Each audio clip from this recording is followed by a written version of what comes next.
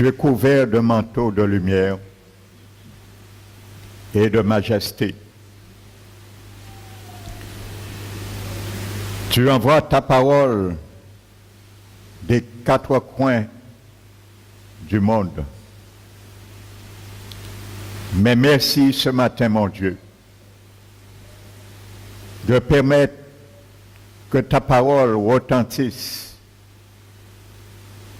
et remplisse les quatre coins de ce lieu, Père éternel. Merci, mon Dieu. Nous t'avons dit oui dans ce chant. Me voici, mon Dieu, mon Père, pour faire ta volonté. Alors nous te disons, Seigneur, aussi, nous sommes venus ce matin dans ce lieu pour entendre ta parole, pour entendre ta voix et faire aussi, mon Dieu, mon Père, ta volonté. Car tu dis dans ta parole que celui qui mérite la réprimande et qui se montre réfractaire sera brisé subitement. Mais tu ne voudrais pas nous briser, Seigneur. Tu voudrais user de patience, de miséricorde, de compassion envers nous, car ta miséricorde triomphe de ton jugement. Mais ce matin, ma prière, que chacun de nous, que tu puisses imprimer dans nos cœurs un réveil spirituel, une conscience spirituelle où elle a été endormie. Pour que nous puissions nous réveiller, Seigneur, dans ce sommeil et y demeurer loin. Mais pour faire que ta volonté, Seigneur. Même si ce que tu nous demandes n'est pas tout à fait approprié à ce que veulent nos cœurs et nos pensées. Mais tu es le prince de l'univers. Alors nous fléchissons devant toi. Nous nous inclinons devant toi à ta volonté. C'est pour cela ce matin, mon Dieu, que ta grâce, Seigneur, qui est parmi nous, puisse me couvrir, Seigneur, avec l'onction de ton esprit. Pour que je puisse, Seigneur, porter ton conseil ce matin. C'est avec crainte et tremblement, je me tiens debout là. Mais que ta volonté se fasse. Père, merci pour toutes choses, Seigneur. C'est au nom de Jésus-Christ, je t'ai prié et te remets la gloire en toutes choses. Amen. Asseyez-vous, frères et sœurs.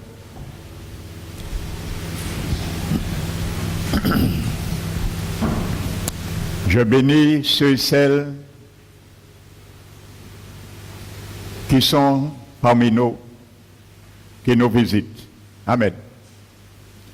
Non, soyez les bienvenus. Il n'y a pas de hasard. Le hasard n'existe pas avec Dieu. Et je bénis également nos frères et sœurs dans ce lieu. Amen. Donc disposons-nous encore afin que le Seigneur puisse nous parler. Gloire à son nom. Nous allons ouvrir la parole de Dieu dans l'évangile de Matthieu, le chapitre 6.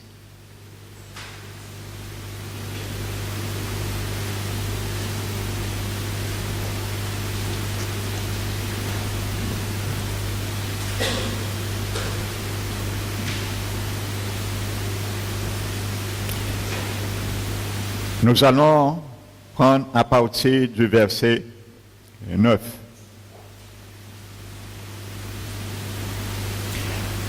Voici comment vous devez prier. Notre Père qui est aux cieux, que ton nom soit sanctifié. Que ton règne vienne, que ta volonté soit faite sur la terre comme au ciel. Donne-nous aujourd'hui notre pain quotidien. Pardonne-nous nos offenses, comme nous aussi, nous pardonnons à ceux qui nous ont offensés. Ne nous induis pas en tentation, mais délivre-nous du malin. Car c'est à toi qu'appartient dans tous les siècles le règne, la puissance et la gloire. Amen. Jésus a dit Amen. Donc Jésus a fini, a terminé la prière. Mais il y a quelque chose qui interpelle le Seigneur Jésus. Et ce qui l'interpelle, il revient dessus. Amen. Donc je disais dimanche dernier, Jésus ne revient pas sur « donne-nous notre pain quotidien ». Jésus ne revient pas sur « que ton nom, Père, soit sanctifié ». Il ne revient pas que ta volonté soit faite sur la terre comme au ciel. Il ne revient pas sur « ne nous induis pas en tentation », ainsi de suite. Mais revient sur un seul détail. Le pardon. Parce que la prière nous dit, pardonne-nous nos offenses comme nous aussi, nous pardonnons à ceux qui nous ont offensés. Ça s'appelle l'équation du pardon. Comme, égal. Si tu ne pardonnes pas, si je ne pardonne pas à ceux et celles qui m'ont offensé, Dieu le Père ne me pardonnera pas non plus. Ça, c'est l'équation du pardon. Que tu le saches, que tu le comprennes ou pas, c'est cette réalité que Jésus nous montre. Et comprends bien, frères et sœurs, ce matin, ce principe régisseur qui vient de Dieu. Parce qu'il y a beaucoup de chrétiens qui ont déjà perdu leur salut. Je parle de ceux et celles qui sont déjà morts physiquement sur cette terre par rapport au non-pardon. Parce que quand tu ne pardonnes pas et tu viens devant le trône de miséricorde pour demander pardon, il y a un livre. Tes offenses restent notées et non effacées. Vous allez me dire, oui, mais le Seigneur a dit que lorsque nous nous repentons, nous l'acceptons comme Sauveur et Seigneur. Il nous pardonne nos péchés. Oui, tes péchés passés, ils sont tous pardonnés, oui. Oui et amen. Mais les péchés que tu continues à commettre risquent de ne pas être effacés. Donc ça dépend de toi et de moi. Donc tu vas comprendre ce matin, c'est toi qui donnes l'éponge à ton Père Céleste pour effacer ou ne pas effacer tes offenses au ciel. C'est toi qui vas lui donner l'éponge. C'est moi qui va lui donner l'éponge pour qu'il puisse l'asperger dans son sang qui est au ciel et effacer tes offenses. C'est toi ou moi. Ça ne dépend pas de lui. Alléluia. Nous avons trop joué avec ça aujourd'hui. Il faut que ça s'arrête dans l'église du Seigneur aujourd'hui. Quand je dis aujourd'hui, dans ces derniers temps. Parce que je sais aujourd'hui, ça ne va pas s'arrêter. Alors je parle des derniers temps. Et je ne parle pas ici, je parle dans toutes les églises. Avec E majuscule. Alléluia.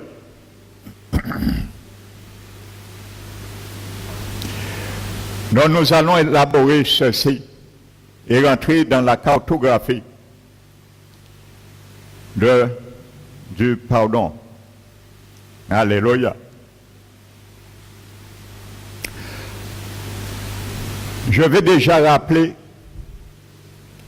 que dans ce verset de Matthieu 6,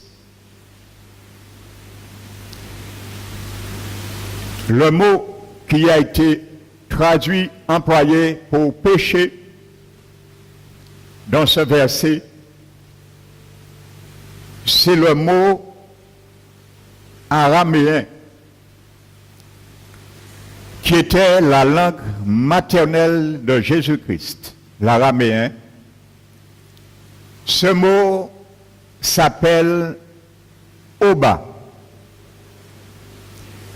Et ce mot araméen a été traduit en péché ou offense, selon certaines traductions. Le mot Oba veut dire dette d'argent. Alléluia. Donc, littéralement, Jésus nous dit dans cette prière, Père, remets-nous nos dettes d'offense, comme nous aussi, nous remettons les dettes des offenses à nos débiteurs. Tu deviens un créancier. Alléluia. Voici ce que ça veut dire ce mot araméen Oba, qui est traduit par péché. Donc, si tu retiens tes débiteurs sous un registre d'offense, tu ne le libères pas par ces offenses, le Seigneur te garde et t'affiche sur un registre d'offense des dettes que tu lui dois également. Tu deviens débiteur du Père éternel qui devient ton créancier. Alléluia. Donc c'est une équation.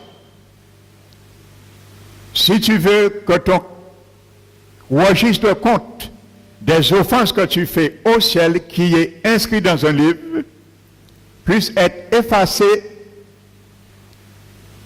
remis à zéro, te remettre, il faut aussi, toi, qu'il y a aussi un registre de compte du livre qui est ouvert aussi dans ton cœur. Dans mon cœur, il faut les effacer, les dettes, des offenses. Alléluia. Tu ne peux pas vouloir que Dieu efface tes dettes et ne pas vouloir renvoyer libre ton débiteur. Et c'est pour cela que Jésus a bien illustré ça à travers une parabole dans Matthieu 18.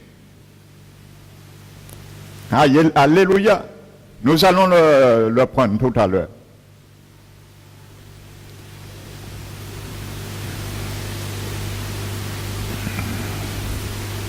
Donc c'est ça que Jésus avait illustré.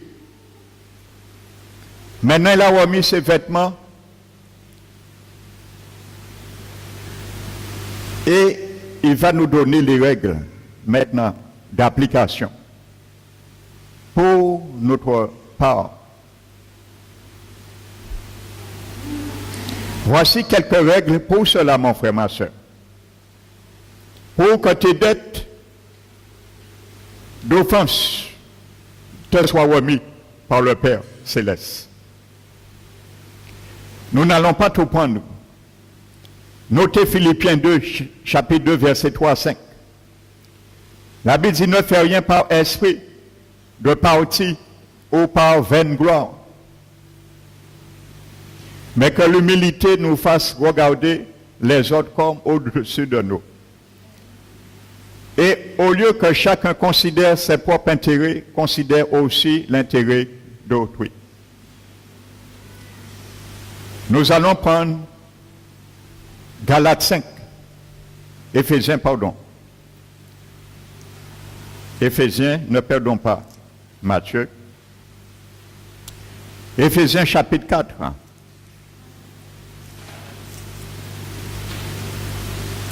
Verset 32. Quelques principes pour cela, qui ne sont pas exhaustifs, je ne donne pas tout. Soyez bons les uns vers les autres, compatissants, vous pardonnant réciproquement, comme Dieu vous a pardonné en Christ. Alléluia. Comme Dieu vous a pardonné en Christ. Regardez Galates 5.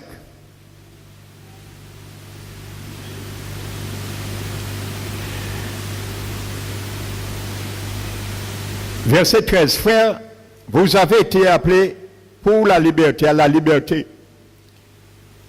Mais ne faites pas de cette liberté un prétexte de vivre selon la chair. Mais usez d'amour, vous rendant serviteurs les uns vers les autres.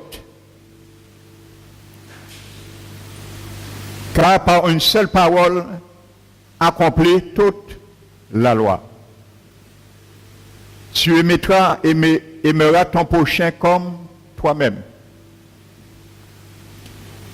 Et la Bible dit, si vous vous mordez et vous vous dévorez les uns des autres, prenez garde que vous ne soyez détruits les uns par les autres.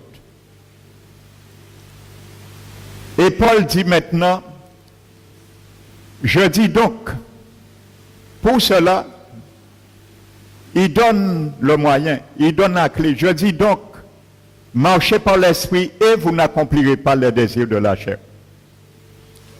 Quand tu ne veux pas pardonner, ça veut dire te mettre au service de celui qui t'a offensé. Comme Jésus a présenté le lavement des pieds, nous rendre serviteurs les uns des autres.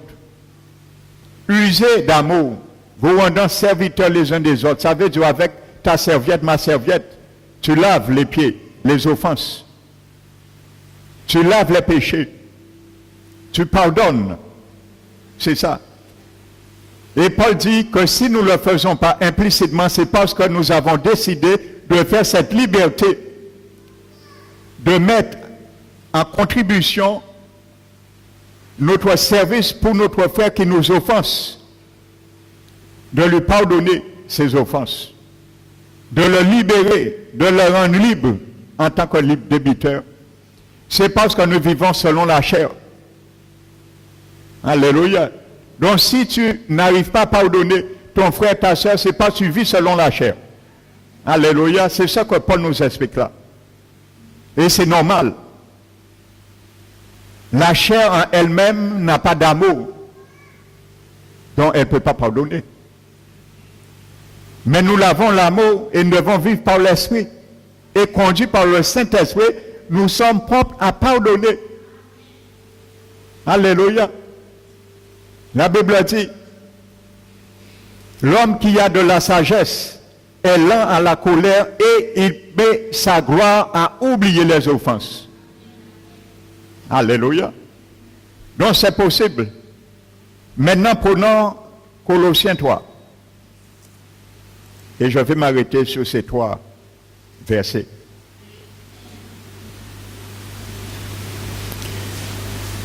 Verset 13. Supportez-vous. Verset 12. Nous allons prendre le verset 12. Ainsi donc, comme des élus de Dieu, saints et bien-aimés, revêtez-vous un vêtement. Tu dois porter, je dois porter un vêtement. Alléluia. Ce vêtement s'appelle pas Pierre Cardin. La marque que tu veux donner. Ce vêtement s'appelle le sentiment de compassion, de bonté, d'humilité, de douceur, de patience. Ça, c'est les fruits de l'esprit. Tu dois te porter ce vêtement tous les jours. Tu ne dois pas mettre ce vêtement uniquement le dimanche. Chez toi, au travail, dans ton environnement, tu dois te revêtir de ce vêtement journellement, 24 sur 24. Et c'est un vêtement, il n'a pas besoin d'être lavé, il n'a pas besoin de passer à la machine, il ne va pas se détériorer. Alléluia. Parce que c'est un vêtement qui vient du Seigneur.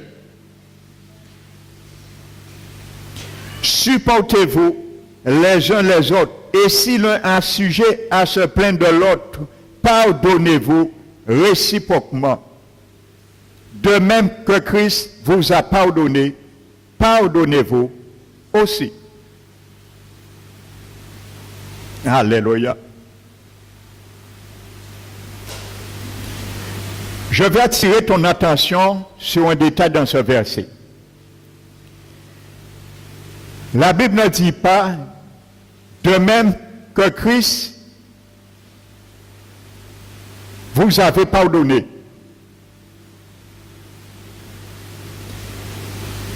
Il dit, de même que Christ, pardon, le verset ne dit pas, de même que Christ vous pardonne, mais vous a pardonné dans le passé. Donc, ça doit faire étincelle dans ton cœur ce matin. Paul ne dit pas de même que Christ vous pardonne. Parce qu'il continue à pardonner, certes, lorsque nous nous repentons, selon l'art des règles du royaume. Mais il dit, de même que Christ vous a pardonné. À quel moment Christ a pardonné? À quel moment il m'a pardonné dans le passé? Quand j'acceptais son salut. Est-ce que Jésus, le jour où tu lui as dit, Seigneur, je t'accepte dans ma vie comme mon sauveur, Seigneur, il t'a dit d'énumérer tous tes péchés que tu as fait depuis le sein de ta mère et de lui demander pardon pour toutes ses offenses. Qui aurait pu faire ça? Si Jésus nous le réclamait, qui serait sauvé? Peut-être nous aurions pris des années à fouiller dans nos passés. Déjà le diable aurait fouillé avec nous pour faire défaut. Nous serions incapables de nous rappeler tous les péchés dont personne ne serait sauvé. S'il fallait énumérer le Seigneur toutes nos offenses avant qu'il nous pardonne, eh bien c'est comme ça que Jésus nous a pardonné. D'une manière inconditionnelle, frères et sœurs. Eh bien c'est ce qu'il nous demande. Tu dois pardonner d'une manière inconditionnelle. Comme Christ nous a pardonné, pas comme Christ nous pardonne, mais nous a pardonné. Alléluia. Frères et sœurs. Et c'est pour cela, nous allons mettre l'accent sur les deux façons dont parle la Bible. Parce qu'il y a beaucoup qui priment sur la première façon seulement. Alléluia, et ça exalte la chair. Mais nous allons voir les deux façons pour pardonner. D'une manière conditionnelle et d'une manière inconditionnelle. Et c'est Dieu qui le demande, ce n'est pas le pasteur Emmanuel. Alléluia, nous allons le voir.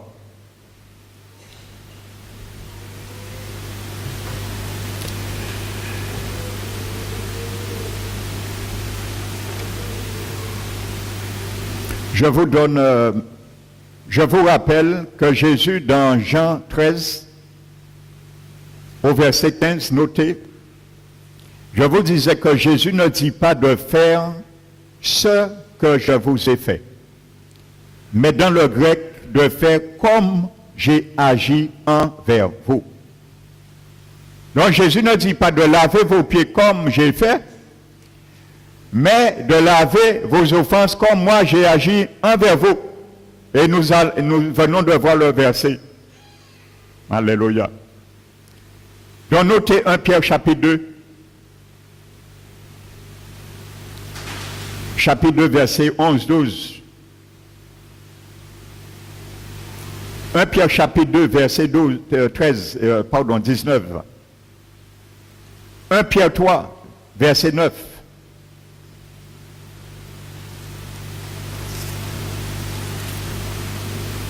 « 1 Pierre 3, verset 9.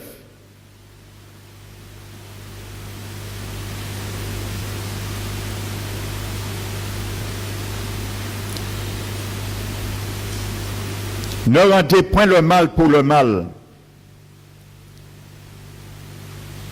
ou injure pour injure. » C'est difficile ça. Mais avec Dieu, c'est possible. Oui, c'est possible. Pourquoi Dieu nous l'aurait demandé? Il aurait mis un joug pesant sur nous. Parce qu'il a dit son joug est léger. Et son fardeau est doux. Il suffit de reprendre et d'accepter les instructions de Jésus. Ça, c'est les instructions. C'est le jour que Jésus nous acte avec ses principes. Amen. Bénissez au contraire. C'est à cela que vous avez été appelés. Alléluia. C'est à cela que vous avez été appelés. Ordre. Alléluia. Quand tu viens à l'église, c'est à cela que tu as été appelé. Parce que le mot église veut dire appelé ordre. Donc tu es appelé de surmonter le mal par le bien. Alléluia. Je vous disais que les pharisiens, les scribes et les juifs même avaient modifié un peu la loi de Dieu dans Matthieu 5. La loi disait, prescrivait et stipulait que tu aimeras ton prochain comme toi-même. Ils ont ajouté et tu haïras ton ennemi. Mais Jésus est venu et Jésus les a giflés. Jésus a dit, vous avez appris, entendu qu'il a été dit que. Appris, mais ce n'est pas la loi qui disait ça. Mais dis-moi, je vous dis, aimez vos ennemis. Aimez vos ennemis. Bénissez ceux qui vous maudissent. C'est difficile ça. Bénissez ceux qui vous maudissent. Je vais te montrer pourquoi Dieu dit de bénir ceux qui te maudissent. Faites du bien à ceux qui vous haïssent. Parce qu'ils ont dit il faut haïr nos ennemis. Jésus dit faites du bien à ceux qui vous haïssent. Au lieu de haïr.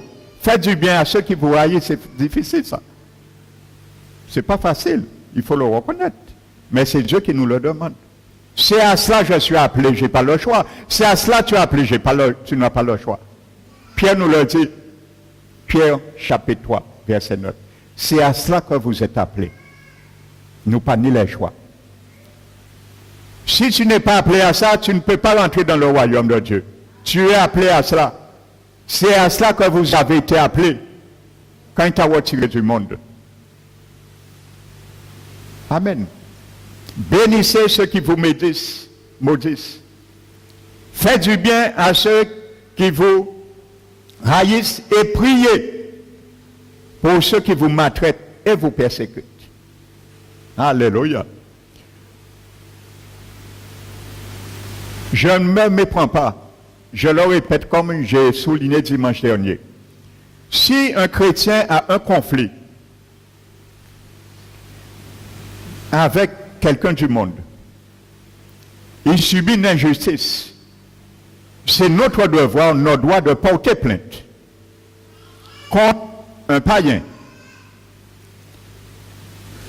Mais même en portant la plainte, c'est simplement si nous avons déjà essayé d'arranger la situation. Il n'y a pas d'arrangement possible. Nous devons toujours essayer. Parce que la Bible dit, autant que cela dépend de vous, soyez en paix avec tous les hommes, chrétiens ou non chrétiens. Nous avons essayé déjà de trouver des compromis pour régler, gérer une situation conflictuelle. Il n'y a pas moyen parce que la personne, c'est la haine, ainsi de suite. À ce moment, pour arrêter le conflit, nous pouvons porter plainte. Et c'est biblique. Nous avons le droit de porter plainte contre un païen, mais pas contre un frère et sœur. C'est l'Église qui doit être juge d'un conflit entre frères et sœurs de l'Église. Et Paul interdit que des juges du monde s'ingèrent dans une situation de l'Église. Ça, c'est deux choses différentes. Mais même si nous portons plainte, nous devons le faire toujours dans l'amour de gagner la personne. C'est pour que Dieu le corrige, pour qu'il se repente et qu'il arrête le conflit. Mais nous ne devons pas le haïr. Nous devons l'aimer et prier pour lui. Priez pour ceux qui vous maltraitent et vous persécutent. Même si tu portes plainte, tu dois prier pour lui. La plainte, c'est simplement pour apaiser la tempête et permettre que cet homme ou cette femme qui nous persécute, ainsi de suite, arrête et que Dieu apaise la folie de son cœur. Parce que de toute évidence, nous devons voir premièrement, il est animé par le diable qui l'utilise pour nous. Donc c'est le diable, l'esprit qui l'anime, nous devons combattre. Donc comprenez bien cela. Parce que la Bible dit que Dieu lui-même a établi les magistrats pour punir les malfaiteurs. Et il nous dit d'être soumis aux autorités. Parce qu'il n'y a aucune autorité qui ne vienne de Dieu. Je le précise, c'est Dieu qui a créé toute institution de gouvernement humain. Mais Dieu ne met pas en place des institutions sur place. Parce que ce n'est pas son monde, ce n'est pas son gouvernement. Il met en place des institutions dans son gouvernement, son royaume qui est l'Église du Christ. Amen. Il permet. Parce qu'il n'y a rien qui se fait que Dieu ne permet. Alléluia. Donc comprenons bien. Quand Dieu dit nous devons être soumis aux autorités, ne pas aveuglement. Le système, ça veut dire la loi homosexuelle qui a été votée par exemple, est-ce que Dieu te dit tu dois te plier en tant que enfant de Seigneur à ça? Non. S'il faut désobéir, tu dois désobéir. Parce que mieux vaut obéir à Dieu plutôt qu'aux hommes. Alléluia. Donc il faut bien comprendre l'esprit de la parole de Dieu dans certains contextes. Et comme je le dis, si demain un couple homosexuel, lesbienne vient me voir en tant que pasteur, me demandant de les marier, je leur dirai non, pas question. Même si la loi voulait me jeter en prison, je resterai ferme sur ma position. Alléluia. Parce que la loi de Dieu condamne sévèrement ça. C'est de l'abomination devant Dieu. Alors on ne peut pas permettre même marier homosexuel. Donc vous comprenez, hein? Moi, je vais leur montrer dans la Bible. Vous avez institué votre loi, mais voici la loi, moi je respecte dans la Bible. 1 Corinthiens 6, verset 12, que les homosexuels iront en enfer. Alors voici ce qui est écrit. Alors faites ce que vous voulez, je ne vais pas m'incliner. Un point, c'est tout. Donc il faut savoir être ferme lorsqu'il faut être ferme. Parce que les apôtres aussi étaient fermes devant le gouvernement romain, le Sanhédrin jour. Il les a dit, jugez vous-même si il est favorable d'obéir à Dieu ou aux hommes. Mais nous choisissons d'obéir à Dieu. Alors faites ce que vous voulez. Et nous ne plions pas. Meshach, Shadrach, Abednego, ils ne se sont pas pliés au gouvernement, à la loi humaine de Nebuchadnezzar lorsqu'il a créé élevé la statue et avec un édit que toute personne au nom de la trompette, au son des musiques ainsi de suite, doit se prosterner. Trompette, musique jouée, il aurait été debout. Les gens étaient surpris. Ils disent non, nous ne pouvons pas fléchir les genoux à nous devant balle. Nous allons fléchir nos genoux devant le vrai Dieu. Et ils ont subi les conséquences. Ils ont accepté d'être jetés dans la fournaise. Mais rien ne les a fait. Alléluia. Parce que le Seigneur a honoré leur foi et leur obéissance. Prenez Matthieu 5. Je crois que c'est Matthieu chapitre 5. Hein?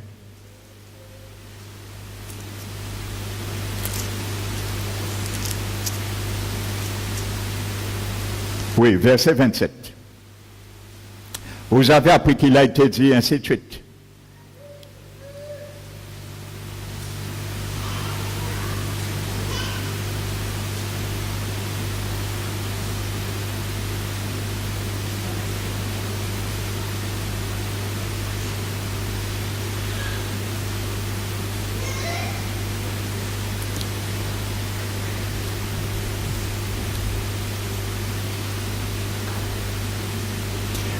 Revenons à Matthieu, frères et sœurs.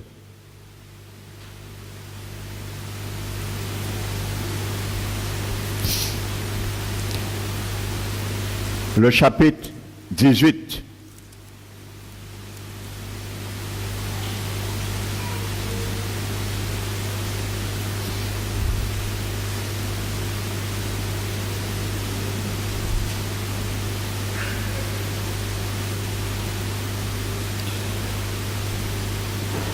Matthieu chapitre 18.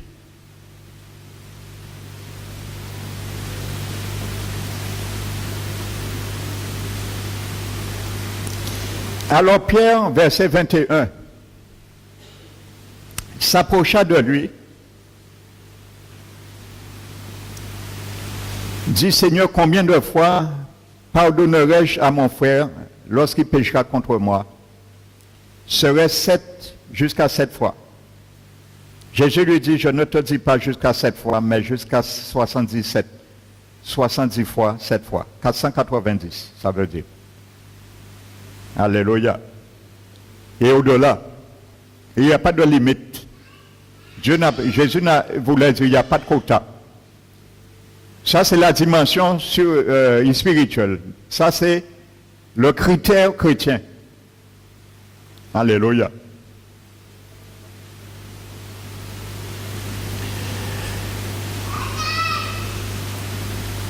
Pourquoi? Parce que Jésus venait d'expliquer quelque chose. Il dit, si ton frère, verset 15, voici la marche à suivre. La Bible dit, si ton frère a péché, alléluia, je vous rappelle dans le verset 21, Jésus ne pose pas la condition que s'il vient te demander pardon. Alléluia, regardez bien. 1. Il dit au verset 15, si ton frère a péché, va et reprends-le entre toi et lui seul. Je vous rappelle ce contexte déjà, c'est dans le cadre qu'un frère et sœur pêche, mais que son salut même est en train d'être mis en cause. Il est en train de dévier. Donc, on va le reprendre pour lui-même. Alléluia. Ça veut dire, on voit quelque chose qu'il fait qui n'est pas biblique. On le reprend en privé, seul à seul, pour lui-même, premièrement. Ce n'est pas nécessairement qu'il a fait quelque chose contre nous, mais pour lui-même. Il s'agissant particulièrement d'un péché qui touche à l'Église. Parce que lorsque c'est un péché qui touche à l'Église, il y a des sanctions. Parce qu'on ne peut pas permettre la méchanceté qui est le péché, l'œuvre et les fruits du péché au sein du peuple. La Bible dit de retirer le méchant parmi vous. Donc si quelqu'un veut pécher incessamment et affecter l'Église, ça porte atteinte à l'Église. Là, l'Église doit prendre une décision. Il y a des sanctions disciplinaires. Et toujours par amour pour l'Église. Alléluia. Moi, depuis mon ministère pastoral, j'ai eu à prendre cette décision qu'une seule fois.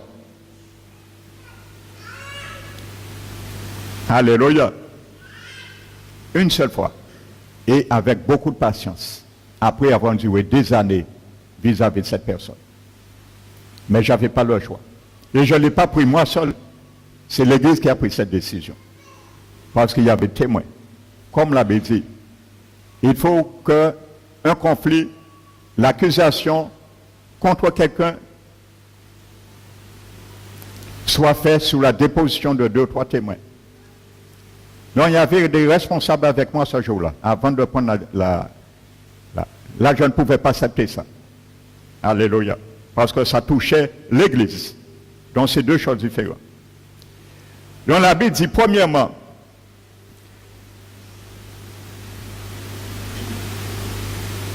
reprends-le entre toi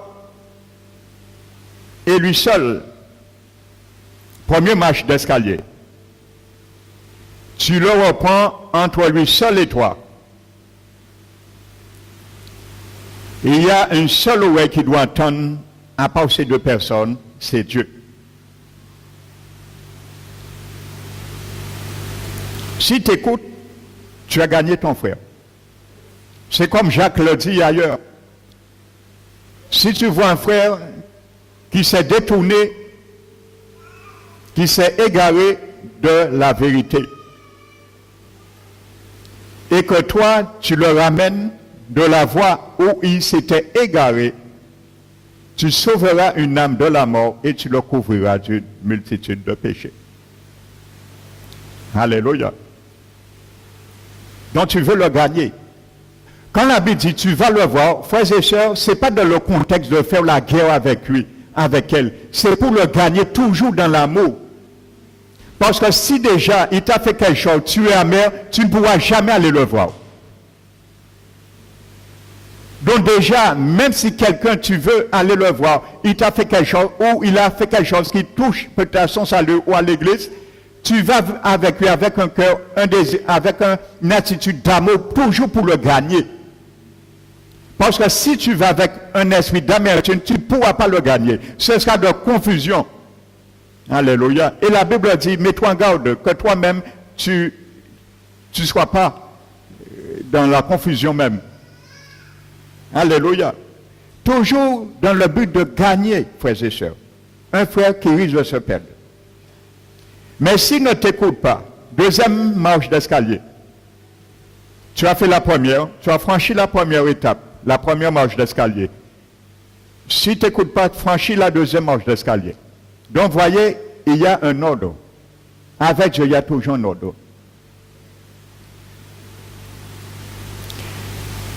Prends avec toi 1 ou 2 personnes, afin que toute l'affaire se règle sous la déposition, déclaration de 2 ou 3 témoins. Ça, je vous disais. S'il refuse encore de t'écouter, je précise que quand la Bible dit reprends-le dans le grec, ce n'est pas une fois. Ça veut dire mon frère a fait quelque chose. Que ce soit contre moi ou il fait quelque chose, je le vois. Ça, je prends un exemple. Il y a certains qui ont déjà entendu, il ne faut pas les jouer des jeux du hasard. Que c'est un péché et si tu meurs comme ça, tu risques d'aller en enfer. Je l'ai déjà dit à maintes reprises ici.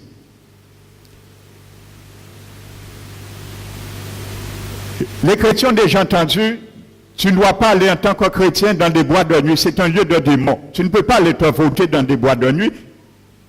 Dans des endroits obscurs, il y a des démons. Amen. Donc si demain je vois mon frère, on me dit, on le voit plusieurs samedis à l'instance à Shiva. Donc je vais un jour, je lui dis, je ne suis pas obligé, le pasteur, celui qui le voit ou qui a entendu le lui dire, il vient dire, mon frère, paraît-il, on m'a dit, tu vas en boîte, c'est vrai. Le frère dit moins. Qui m'a dit ça? Moins. Ah, j'ai moins, pas moins. Donc, je leur fais confiance. Parce un frère. Donc, je le crois, sous parole. Sur ses paroles, je lui fais confiance. Demain, une troisième personne vient me dire, je n'ai un monde d'après les chrétiens, mais quand vous voyez en boîte de nuit. La même personne, je reviens. Je dis, le frère, tu es sûr, tu ne m'as pas menti. C'est ça. Où on le voit jouer des jeux. Je lui demande, dit, oui, non, je ne joue pas au jeu. Tu es sûr? Non, je suis sûr que j'ai arrêté ça. Quelqu'un, 5 personnes viennent me voir. Vient voir la personne et il vient près le soeur ou la soeur, le frère ou la soeur. Donc ça se règle entre lui et toi. Maintenant, si la personne perdure, si tu écoutes, il réfléchit, il dit d'accord, je n'avais pas compris ça comme ça s'arrête là. Et ça s'arrête là. Mais si perdure, on continue à lui demander, il dit non, il ment. Comme ça touche à son salut et ça touche aussi à l'Église. Parce que c'est la même chose. Je peux aller loin aussi. Amen. Quelqu'un qui est chrétien, il y a des chrétiens, ils ne sont pas venus comme ça, je dis bien au Seigneur. Mais après avoir connu le Seigneur, ils vivent ou elles vivent dans la fornication avec un homme ou une femme païen. Donc la même réalité, on lui dit ça. Il dit non, je vais là, et on m'a vu peut-être aller demander une boîte d'allumettes un jour, mais ainsi de suite. Mais le frère ou la sœur ment. Donc ça a perdu pareil. Comme c'est un péché qui risque de toucher à l'Église. Pourquoi? Parce que les païens qui voient ce frère dans ce péché, ils auront une mauvaise image de l'Église du Christ. Et nous allons faire blasphémer les païens contre l'œuvre du Christ. Alors ça touche à l'Église, il faut prendre une sanction disciplinaire. Mais toujours dans l'amour pour gagner le frère et la sœur. Alléluia. Est-ce que vous comprenez la démarche de ce verset? Pour bien le comprendre. Je l'illustre pour bien vous faire comprendre qu'est-ce que Dieu entend par cela. C'est toujours dans le but de gagner un frère ou une sœur. Pas pour faire du désordre. Pas pour écher que j'ai eu raison en te demandant pardon. Il pliait. Ouais. Ça c'est la chair.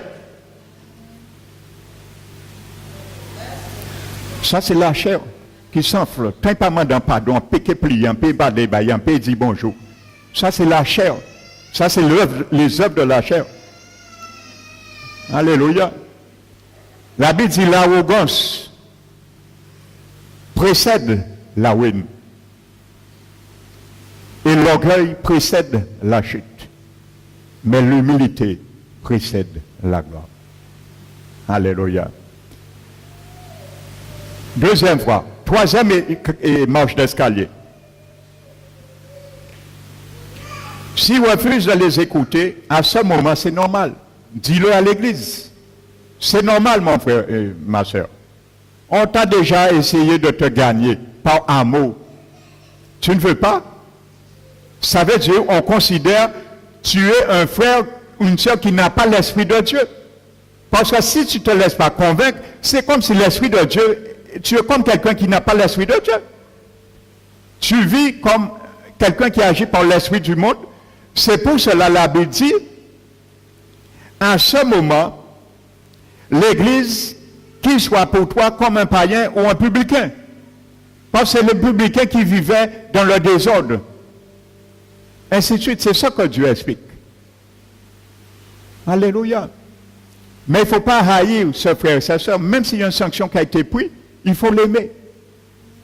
Et même s'il a été mis à l'écart pour qu'il se repente, pour qu'il se corrige, avant de retourner, prendre sa place à l'église, nous devons l'accepter à bras ouverts et l'aimer aussi bien nous l'avons aimé avant qu'il rentre dans sa dérive. Notre amour pour lui ou pour elle ne doit pas diminuer parce que lorsque nous péchons, le Seigneur n'aime pas ce que nous faisons, mais il nous aime du même amour. Alléluia. Il faut le regagner. frères et sœurs. Voici ce contexte que Paul. Alors maintenant, Pierre, il dit, Seigneur, mais combien de fois je dois pardonner mon frère? Ainsi de suite. Et c'est là que Jésus va donner la parabole du serviteur qui fit rendre compte, du maître, du roi qui fit rendre compte à ces deux serviteurs. Jésus raconte. Il dit à Pierre comment il faut pardonner, mais il illustre, il développe ses pensées à travers une parabole.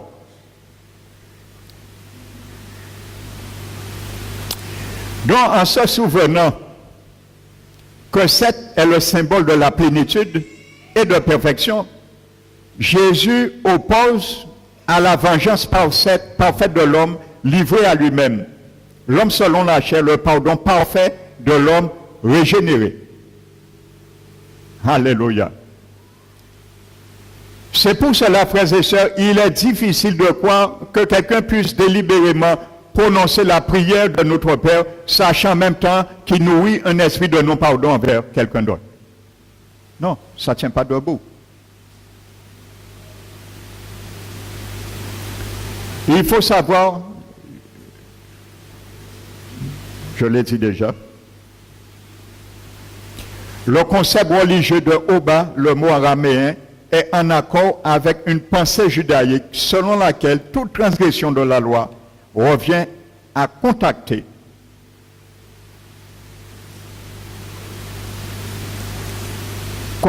une dette envers Dieu. Dette qui doit être réglée, accrue par l'expiation. Des textes des évangiles confirment l'équivalence entre pécheur et débiteur. Et c'est là, Matthieu, chapitre 18.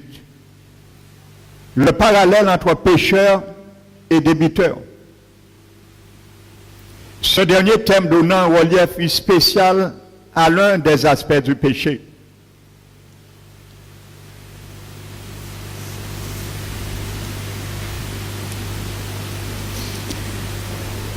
Prenez Luc, chapitre 17.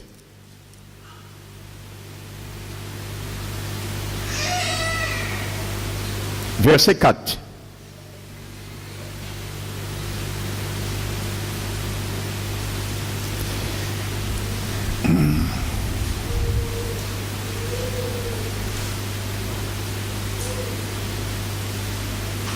Prenez garde à vous-même. Si ton frère a péché, reprends-le. Et s'il se repent, pardonne-lui. Alléluia.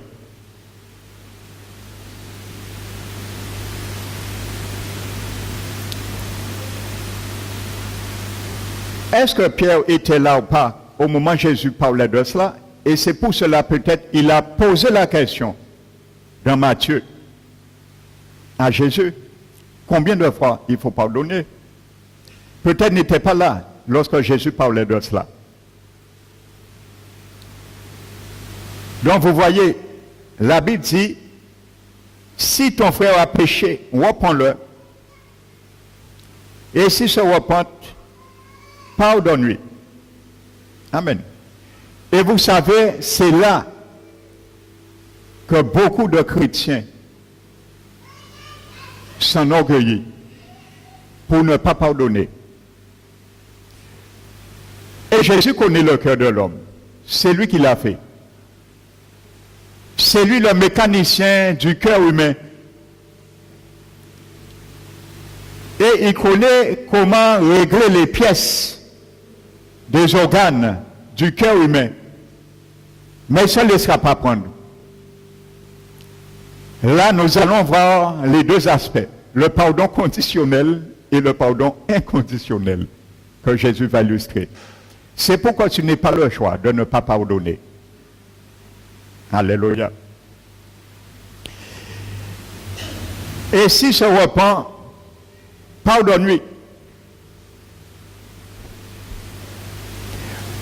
Vous savez, Jésus, c'est ce qu'il dit. Parce qu'il y a beaucoup de chrétiens, la plupart des chrétiens, lorsqu'on les a fait une offense, malgré la personne, l'offenseur vient s'excuser, il ne pardonne pas quand même. Donc Dieu le sait. Mais là, tu es obligé de lui pardonner. Tu n'as pas le choix. C'est un impératif. Tu es obligé, qu'elle voulait ou qu'elle pas. Tu es obligé de pardonner parce qu'il t'a demandé pardon. Tu es obligé de lui pardonner. Premièrement, c'est ce que Jésus dit. Si tu ne lui pardonnes pas, tu pèches contre Dieu. Tu viens, Seigneur, je te demande pardon pour ce que j'ai fait. Le Seigneur va ouvrir le cahier de compte. Et il te dit, mon fils, ma fille, regarde, je ne peux pas l'effacer. Parce que un tel t'a demandé pardon. Tu as dit verbalement, je te pardonne, mais tu n'as jamais effacé l'offense dans le registre de ton cœur. Efface l'offense dans le registre de ton cœur. Ouvre ce tiroir et efface. Ensuite, je vais l'effacer. La réciprocité du pardon, c'est ça. Alléluia. Même si on demande pardon, il y a des frères et sœurs qui ne pardonnent pas. Il faut semblant qu'il vous a pardonné. Pourquoi? Parce que ça sent mauvais. Ça sent mauvais. Les pieds. Il y a des offenses qui sentent mauvais. Même si vous demandez nous pardon, l'au-delà là toujours. Et qu'a senti. Nous ne pouvons pas supporter. Et bien souvent, ce frère et sœur deviennent notre ennemi. Malheureusement, bien souvent, jusqu'à ceux qui quittent l'église. Et nous avons réjoui nous. Ah, ouais. L'au-delà parti. On a respiré. Mais le Seigneur aussi, lui bouche son nez au ciel. Parce que nous, on sent mauvais pour lui. On se réjouit de l'odeur qu'on ne pouvait pas supporter le frère et la sœur, malgré demander nous pardon. Nous avons réjoui nous. Nous avons soufflé. Mais, né à Jésus, il a bouché. Parce que nous, notre offense, sont mauvais pour lui. Si vous ne pardonnez pas aux hommes leurs offenses, mon Père qui est dans les cieux ne vous pardonnera pas non plus vos offenses. Les dettes d'offense sont accumulées comme dans un registre. Donc, mon frère, ma soeur, sache quelque chose. Quand quelqu'un t'a blessé, la personne vient s'excuser. Tu n'as pas le choix. Tu es obligé, c'est un ordre, de lui pardonner. C'est pour garder la paix. Dieu a institué cet ordre et ce principe. Et si tu as fait semblant de lui pardonner, tu l'as berné. Mais tu n'as pas berné Jésus. Parce que lui, il lit dans les cœurs. Il sonde les pensées secrètes du cœur. Alléluia. Et nul n'est caché.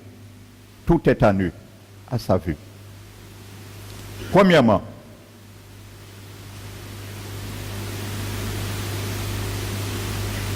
et c'est là, s'il a péché contre toi 7 fois un jour, c'est pour ça Pierre peut-être n'était pas là ce jour-là. C'est pour ça qu'il a demandé à Jésus combien de fois il faut.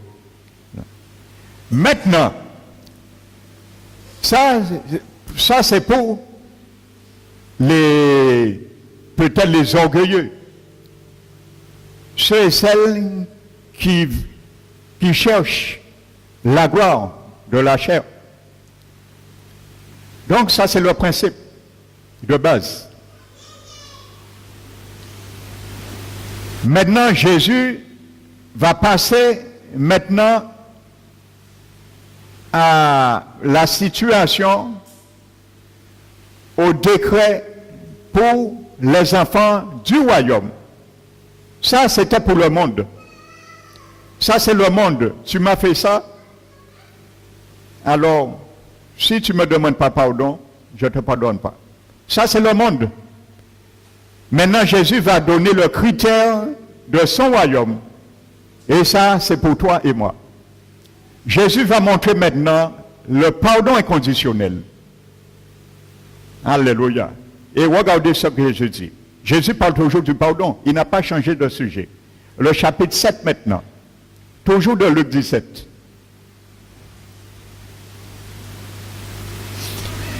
Qui de vous, il parle aux chrétiens,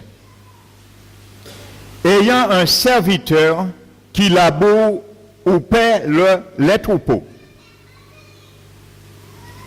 lui dira, quand il revient des champs, approche-toi vite et mets-toi à table. Ne lui dira-t-il pas au contraire, prépare-moi à souper, ceins-toi et serre-moi, jusqu'à ce que j'ai mangé et bu, après cela toi tu mangeras et boiras. Doit-il de la reconnaissance à ce serviteur? Parce qu'il a fait ce qui lui était ordonné. De même, je vous dis, quand vous avez fait tout ce qui vous a été ordonné, dites, nous sommes des serviteurs inutiles. Nous avons fait ce que nous devions faire. Je vais te faire l'exégèse de ce parabole.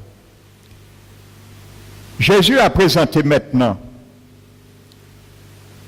la barre humainement.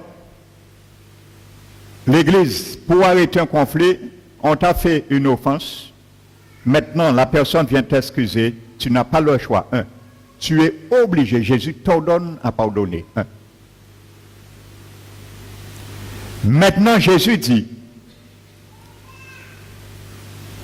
le serviteur, pourquoi on lui doit aucune reconnaissance?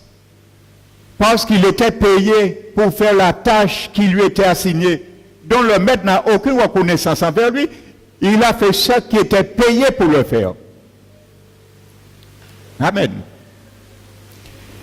Jésus dit maintenant, je te dis, si ton frère a péché contre toi, tu es obligé de le pardonner. J'ajoute obligé, pardon, le grec c'est ça. Tu es obligé, tu n'as pas le choix. Parce qu'on aurait pu exiger, on aime exiger le pardon, mais nous, on ne veut pas pardonner quand même. Alors bon Dieu, qu'a montré nous, si nous pardon, pas ni le choix, il faut pardonner. Et maintenant Jésus dit, ça t'a été exigé, ordonné, tu n'as pas le choix. C'est comme si tu es payé pour le faire. Pour pardonner lorsqu'on te demande pardon, tu n'as pas le choix. Parce que tu ne pourras faire que ce qu'on t'a ordonné et rien de plus. Mais si tu pardonnes, même si on ne vient pas te demander pardon, tu es un serviteur utile. Parce que tu as fait au-delà de ce qui t'avait été demandé.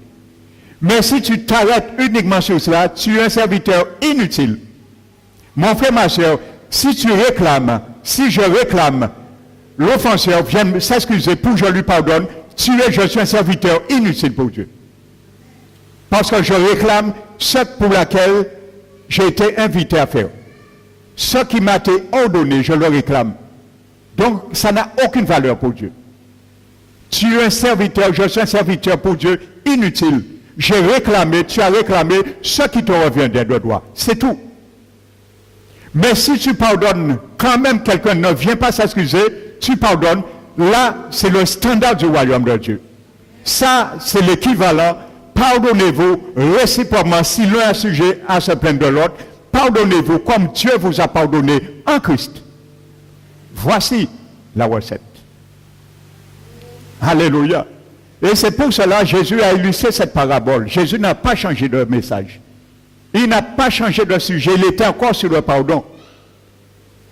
Alors que celui qui a des oreilles pour entendre et l'intelligence comprenne ce que Dieu nous dit ce matin. Cesse de réclamer du pardon. La Bible ne nous demande pas de chercher qu'on vienne. Il dit cherchez toi à pardonner. Qu'on vienne ou pas, pardonne. C'est ça l'amour de Dieu. pardonne, arrêtez le conflit. Pardonne. La personne est orgueilleuse, il ne veut pas venir excuser, pardonnez. L'amour couvre une multitude de péchés. Si tu vois Ésaïe 58, celui qui est nu, couvre-le. Couvre-le. La nudité, ce n'est pas physiquement. La personne est venue, il a dévoué, t'a fait du tort. La personne n'est pas venue te voir. Couvre-le. Couvre-le. Cachez nudité spirituelle, couvre-le. Pas faire un sujet d'opprobre pour les autres frères et sœurs. Ne fais pas celui qui t'offense un sujet d'opprobre pour les frères et sœurs, pour le mal regarder, le critiquer, couvre-le. Finis avec ça. Alléluia. Combien de fois je suis offensé? Calomnié. Je ne m'occupe pas de ça. Je suis immunisé. Demandez à Dieu de vous immuniser. Prends le vaccin ce matin pour t'immuniser contre ça, mon frère, ma soeur. Tu seras immunisé un jour. Alléluia. Je me demande comment un chrétien né de nouveau peut vivre dans l'amertume, dans la rancune, l'animosité, le nom. C'est quelque chose que je n'arrive pas à comprendre, frères et sœurs.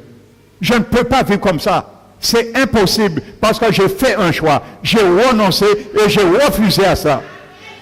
Je refuse de vivre dans l'amertume. Je refuse de vivre dans le non-pardon. J'ai fait un choix. Je refuse ça. Amen. Alléluia. C'est pour ça, des fois, j'ai déjà entendu des gens qui disent, pasteur Maniel, sont tébés. Ah, pas tébé, c'est sagesse à Dieu qui me fait agir comme ça. Alléluia, parce que moi, je pardonne. Ah, pas tébé, ah, qu'à pardonner.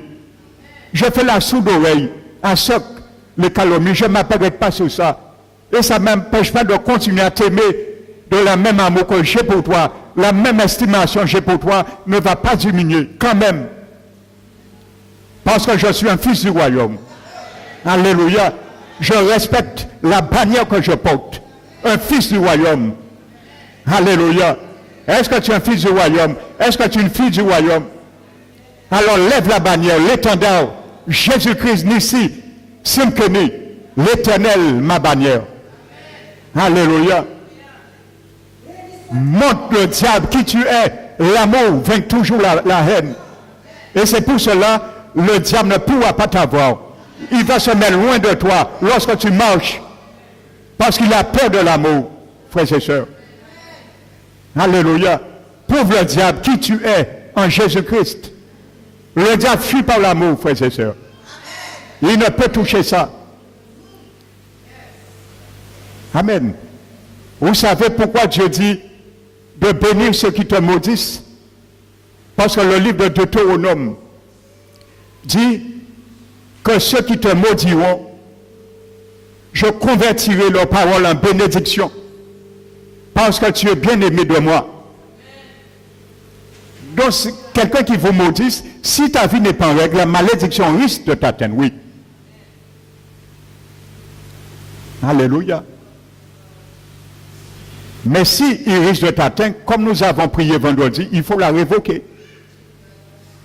Si tu as le temps de la révoquer, rien ne t'arrivera. Mais si tu n'as pas le temps de la révoquer, tu n'es pas dans la position de Dieu, de la protection de Dieu, la malédiction va t'atteindre. Ou risque de t'atteindre. Amen. Le prophète Habakkuk, chapitre 2. Malheur, Dieu dit dans la bouche du prophète Habakkuk, chapitre 2. Malheur à celui qui augmente le fardeau de ses dettes. N'augmente pas le fardeau de tes dettes, mon frère, ma soeur. Tu as peut-être déjà trop aujourd'hui. Arrête d'ajouter.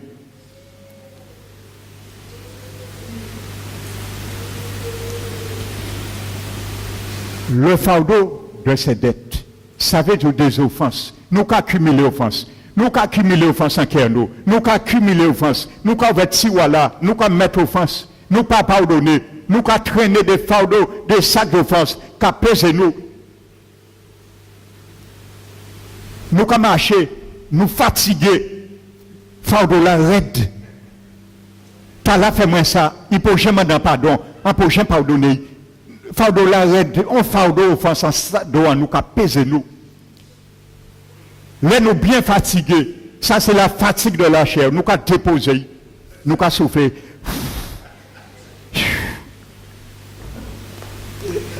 Nous avons déposé. L'esprit a dit nous, mon fils, ma fille, qui t'ont arrêté? Qui t'ont ban fardeau là? Qui t'ont vidé sac là? Nous avons tenté ça, nous avons fait la soupe de reine, nous avons fait chou. Il a dit, mon fils, ma fille, mais c'est pour ça où est soufflé. Pas faire semblant, pas attendre. Vraiment, c'est pour ça où est soufflé.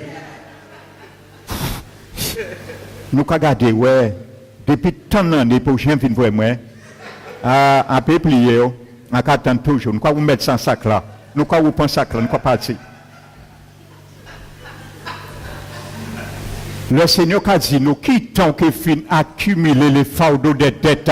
Moi-même, chaque fois qu'on prend ça, moi, effacer juste ça, offense, on ne peut pas.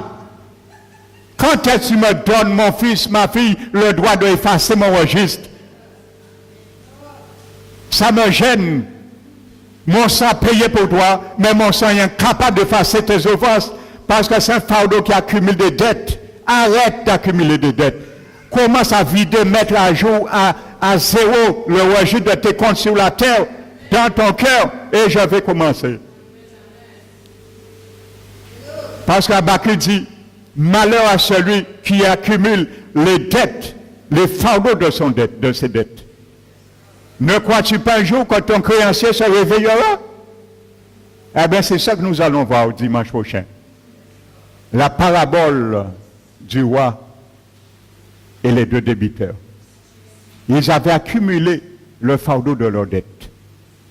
Et Jésus parlait encore du pardon. Et cela va nous donner un grand principe. Pour bien montrer que Jésus ne rigolait pas dans Matthieu 6, lorsqu'il disait que si vous ne pardonnez pas aux hommes, mon Père non plus nous pardonnera pas. Vous en pensez? Ce matin, mon frère, ma soeur, arrête d'accumuler les fardeaux de tes dettes. Je t'invite dimanche à prendre cette dernière partie. J'ébauche déjà. Pour que tu ne puisses pas faire de procès avec l'amour de Dieu. Parce que nous faisons des procès sans le savoir avec l'amour de Dieu. 1 Corinthiens, chapitre 13. Lorsque nous essayons de contrecarrer ce que l'amour de Dieu nous demande, tu fais un procès contre Dieu, contre l'amour de Dieu. Parce qu'il te l'exige. Tu ne veux pas, tu fais un procès contre lui. Et quand l'abbé dit que l'amour ne soupçonne point le mal, je te le dis pour dimanche entendre le développement de cela. Ce mot grec veut dire, c'est un mot qu'on employait dans la comptabilité. Ça veut dire comptabiliser des dettes. L'amour ne comptabilise pas les dettes. Afin que tu apprennes à vider ton tiroir, qui sont placardés, pour apprendre à pardonner. Alléluia. Dimanche, j'avais dit que Dieu offre à l'homme deux pardons. Le pardon humain, quand tu te repens d'une faute que tu as faite, à condition, aujourd'hui, sache-le, que si tu pardonnes aussi à ceux qui t'ont offensé. Ça, c'est le pardon humain. C'est une dette remise, la remise d'une dette qu'on méritait. Amen. Et il y a un deuxième pardon qu'on appelle le pardon divin. C'est une dette que Dieu remet après avoir l'exécutée. Mais cette dette, contrairement au premier pardon humain, tu ne peux pas l'exécuter. Et personne ne peut l'exécuter. Il fallait que tu meurs, tu ailles en enfer, souffrir et revenir. Il y a un qui l'a fait pour toi. Il s'appelle Jésus-Christ de Nazareth. Lui, il t'offre ce pardon divin que nul homme ne peut offrir. Je peux offrir à quelqu'un un pardon humain. Et c'est ça que Jésus nous a illustré dans le lavement des pieds. Lui, il nous a donné le pardon divin lorsqu'il parlait que nous sommes déjà baignés.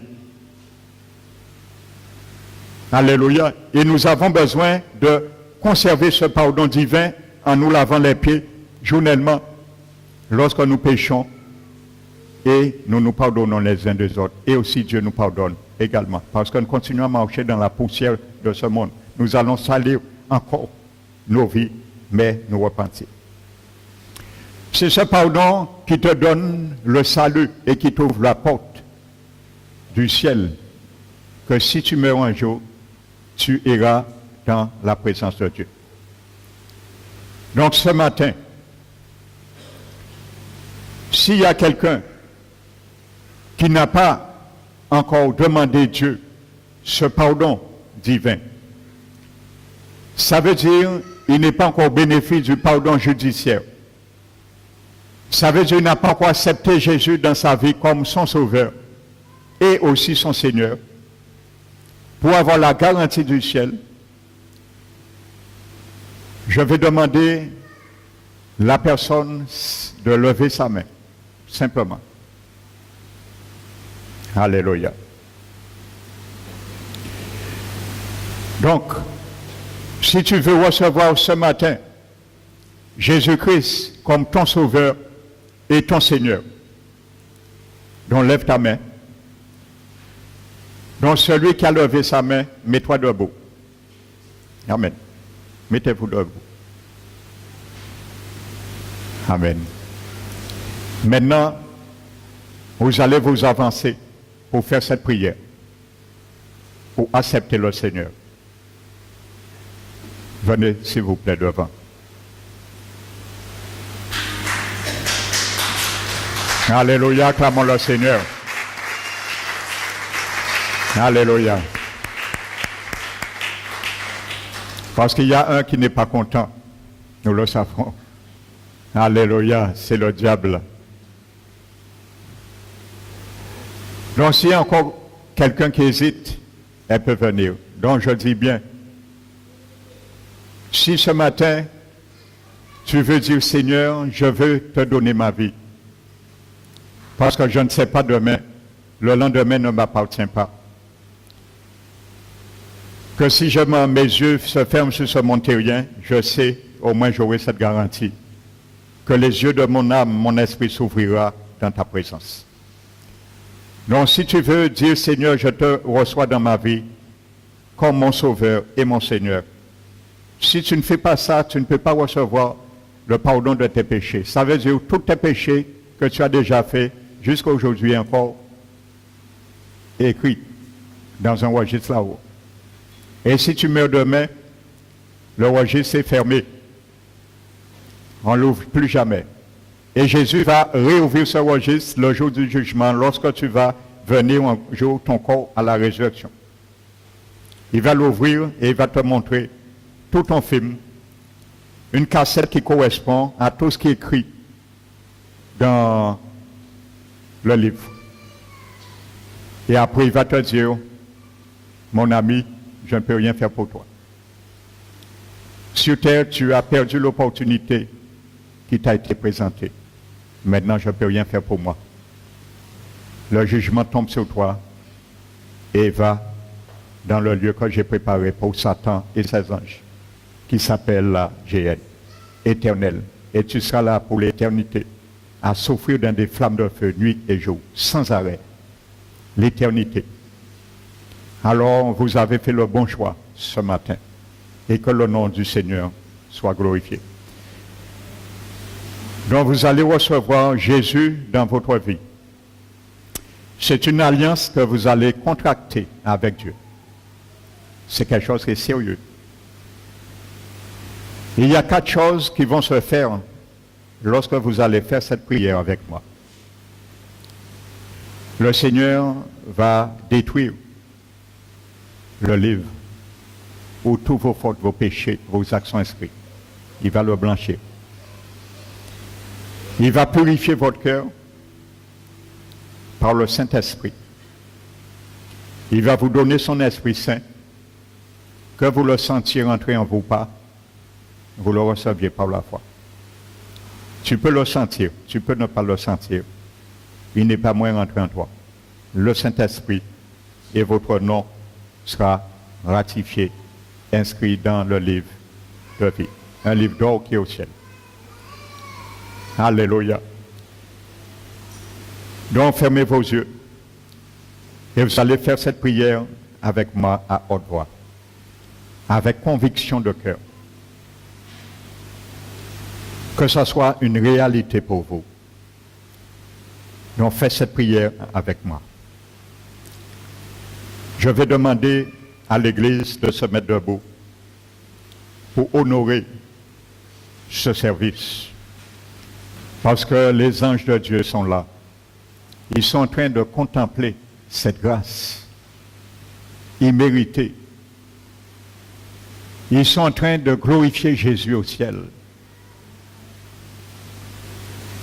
De dire, Seigneur, il y a encore 4 aujourd'hui. Tu vas laver par ton sang. Ton sang est toujours précieux. Ton sang est toujours ce témoin oculaire, auriculaire. Et ils vont se réjouir avec vous. Donc faites cette prière avec moi. Dieu Tout-Puissant, à haute voix, je bénis ton Saint-Nom de m'avoir conduit ce matin pour entendre l'évangile de ton salut, la parole de vérité en qui j'ai cru et je veux être scellé par ton Esprit Saint pour devenir un enfant de ton royaume. Merci Seigneur d'avoir ouvert mes yeux et faire ce miracle dans mon cœur en renouvelant mon intelligence pour croire à ta parole. Je sais maintenant, tu vas m'arracher des ténèbres et me transporter à ta lumière. Tu vas m'arracher du royaume de Satan et me transporter du royaume de Dieu. Je vais recevoir en ton nom, par la vertu de ton sang, par la foi, le pardon de mes péchés et l'héritage avec tous les sanctifiés. Je le veux. C'est pour cela, ce matin, Père, je te demande pardon pour tous mes péchés qui sont inscrits, que ce soit en pensée, en parole ou en acte, sur ton registre, mais par la puissance et le pouvoir de ton sang, je crois que tu peux me soustraire. Je te remercie. Je te demande de sauver ma vie et de me donner, Père, ton Esprit Saint que tu as promis à ceux qui t'obéissent. C'est pour cela, j'obéis par la foi et je te remets ma vie. Je te demande, Père, de régner sur moi, mon être tout entier, mon esprit, mon âme et mon corps. Je m'abandonne à toi parce que je n'ai pas pu, dans le passé, gérer et conduire ma vie en bien, selon tes principes. Mais maintenant, je m'abandonne à toi. J'ouvre mon cœur et je te reçois, Seigneur, comme mon Sauveur et aussi comme mon Seigneur. Car tu dis dans ta parole que si je confesse de ma bouche que Jésus est le Seigneur, et si je crois dans mon cœur que Dieu le Père l'a ressuscité d'entre les morts, je serai sauvé. Je confesse de ma bouche que Jésus-Christ de Nazareth est le seul Seigneur, est le seul Sauveur et aussi le seul Rédempteur. Et je crois dans mon cœur que Dieu le Père l'a ressuscité des morts. Car c'est en confessant de la bouche qu'on parvient au salut et en croyant dans son cœur, on parvient à la justice. Tu m'as justifié, tu m'as déclaré aujourd'hui, je le reçois, non coupable. Inscris mon nom dans ton livre de vie et fais de sorte, chaque jour, mon Dieu, par la grâce qui m'a été faite, par ton Esprit Saint, que tu me donnes de vivre maintenant pour toi et de marcher chaque jour selon les injonctions de ta parole. Je te remercie, Père. Je reçois ce salut maintenant par la foi. Au nom de Jésus. Amen.